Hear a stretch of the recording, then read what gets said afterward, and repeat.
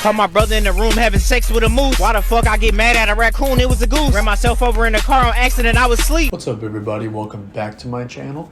Today we're going to be doing another video of me breaking down my vinyl collection. Can I also say that it has been 2 years from yesterday since we uploaded the first installment of me going through my collection. So anybody who was there for that one and here for this one, if I had $1 million, I would give it. But anyway, we're going to get into this right now. We got the people setting the tunes up over here.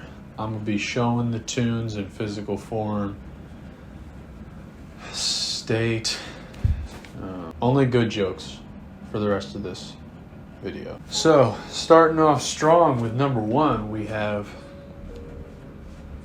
Childish Gambino, Because of the Internet, at the rare Pokemon holographic. Bitch. This one's not a gatefold, it just has some shit in it. It's got the lookbook with creepy ass. Inside the book, it's got the track list, credits, all that stuff, all that reading, if you can read. If you can't read, then just skip to the music. I said this in the video, there's no specification for which disc is first, so I had to, while I was listening, look up the album on Spotify and play a few seconds of a song just to make sure that it was the right disc. Luckily I got it on the second try.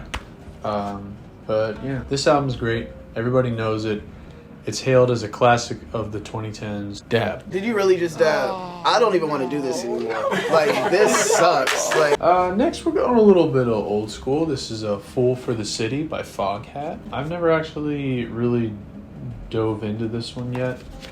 I obviously know the song Slow Ride, right? Yeah, which is actually the last song. Lovely man, lovely fisherman in the city. I don't know what city this is, but he's a fool for it. On the back we have the fisherman and people that he knows, I would hope. Otherwise they're just, spectators being like, why are you fishing out of a manhole cover? And he'll be like, well, fix him for some rat. When was this album made? 1975. That's when this was. That's when this album was. You may have seen for the Public Enemy Record Rewind episode that this one was in the pickings, but wasn't picked because I suck at darts. But I'm gonna open this right now, just so that to get it out of the way for when it eventually has its own video. All this trash, giving me a rash, kiss my ass. A little bit obscured, pulling a hat over his eyes because he doesn't want to see. The discs, I'm pretty sure, just black. Yep, they're all black. Yep. Oh god, no, not now, no. We were on such a good run. But it's a gatefold. You have more pictures of him. What kind of jacket is that? That's an Adidas jacket right there. Next up is another album that I didn't listen to, but it's on the list for the Record Rewind series, is Change, The Glow of Love. This one and a few other ones, I simply bought them because I liked the cover. Sometimes you can catch a vibe with the look of the covers, but then the album isn't really what you listen to, so it's a 50-50 chance of picking up gold and then picking up trash. This right here, the back is basically an invert of the front. Does it look very used? No, it looks pretty good. See, now this is the other bother, As you guys saw in my last video, I had the best-selling album of all time. Now I am going to show you his the best album of all time. I know that's a very strong opinion right there, but I just feel like this is his best album next to Invincible. Isn't that what it's called? Yeah. I mean, I call them the best.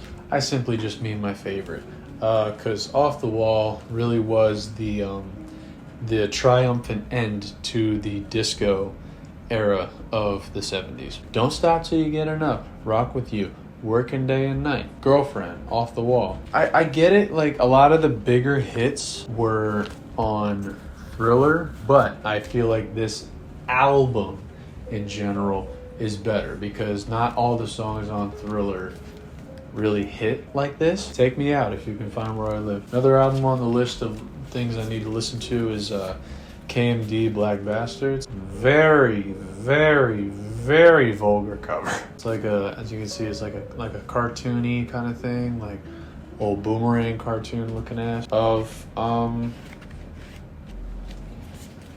somebody just hanging out. KMD, I've never actually heard of them, but I know who they're affiliated with because if you see in the corner there, Metal Face Records. It reminds you of a little somebody, right? Rest in peace. There's a lot of song titles on here that are going to be very troublesome to put in a video. So, letting you know now, they're pretty bad. Where did I see this one? I saw this one at FYE. I was intrigued by the minimal cover. I was intrigued by the imagery and also just the what the fuck. I was also just very attracted to the material because it's like it's like halfway between, you know, regular paper and cardboard. It's like really, really thick paper.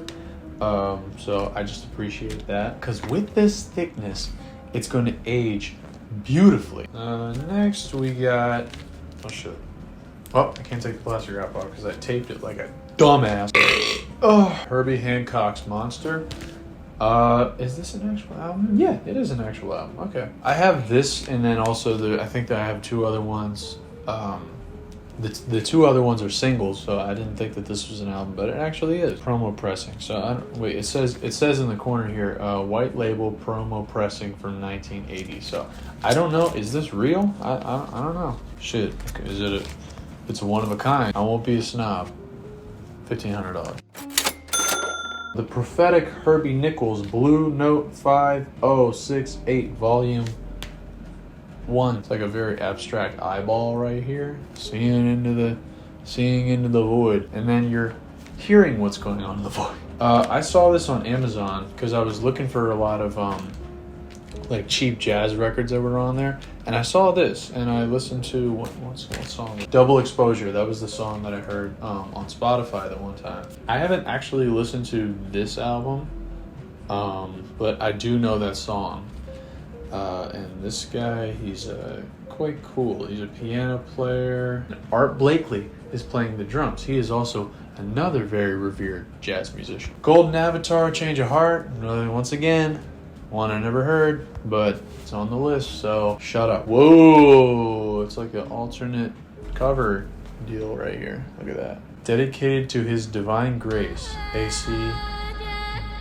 Bhaktivedanta Swami Prabhupada, the spiritual master of the Hare Krishna movement and the author of the classic Srimad Bhagavatam and Bhagavad Gita as it is. Next up, we got a classic to those from back in the day. This album right here was a giant collaborative project with a lot of different musicians that were hot and popping at the time. This is the soundtrack to Sgt. Pepper's Lonely Hearts Club Band. This, I mean, just to name a few people off of this: Peter Frampton, The Bee Gees, Aerosmith, not Alice in Chains, Alice Cooper, Earth, Wind & Fire, Steve fucking Martin. The poster is up there. It's a gatefold. Here are all those lovely people that I just mentioned. The logo is bumpy.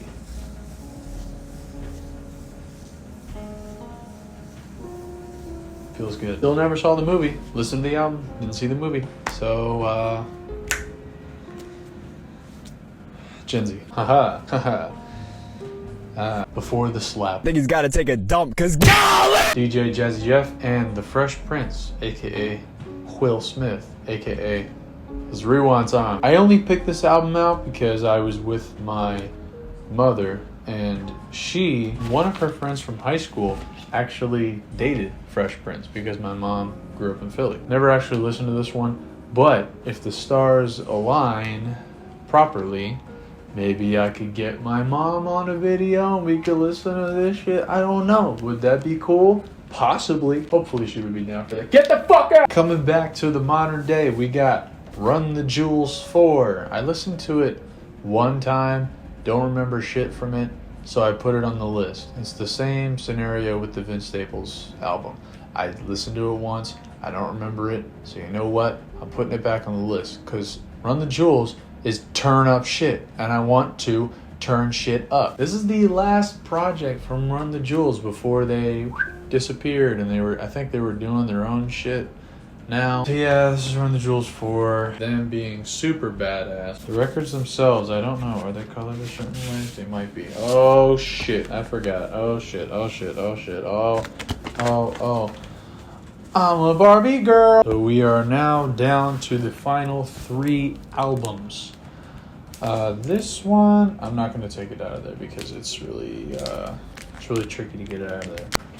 Oh shit! Yeah, this album I simply bought from a thrift store, not knowing the significance of, you know, the hype of this album amongst boomers and possibly Gen X. Seals and Crofts' Unborn Child. I mean, obviously I bought it because, again, another thing with the cover, it was like, oh shit, what's going on here? Like, the whole album tells a story, but it's so cohesive, right?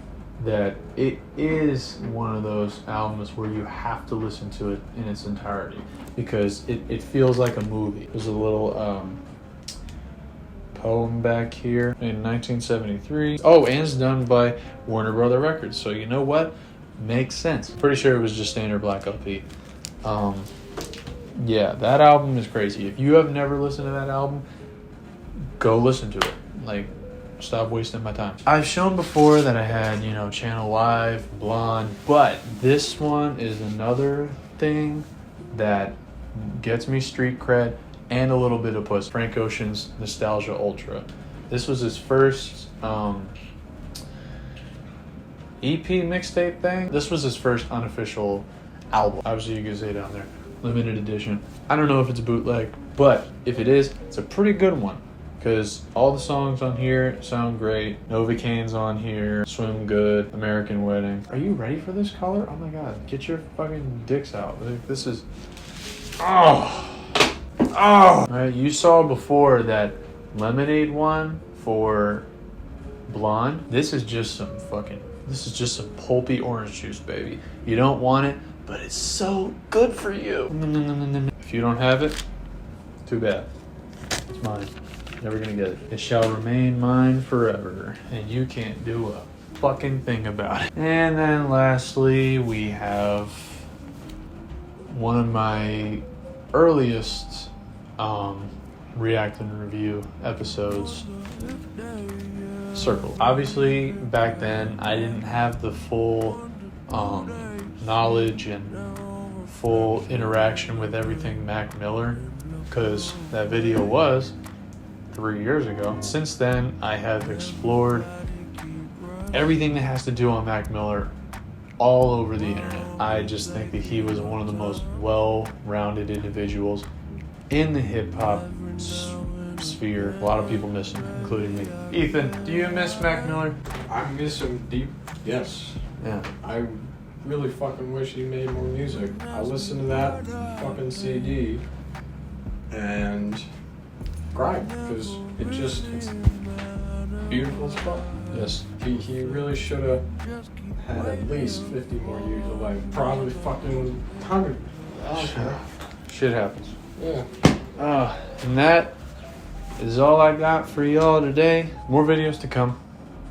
And I now have a secret thing going on, I now have the secret thing going on with one of my buddies that we're actually gonna save the world. And if you want to know how we're gonna do that, stay tuned. There's more to come. Until then, peace out.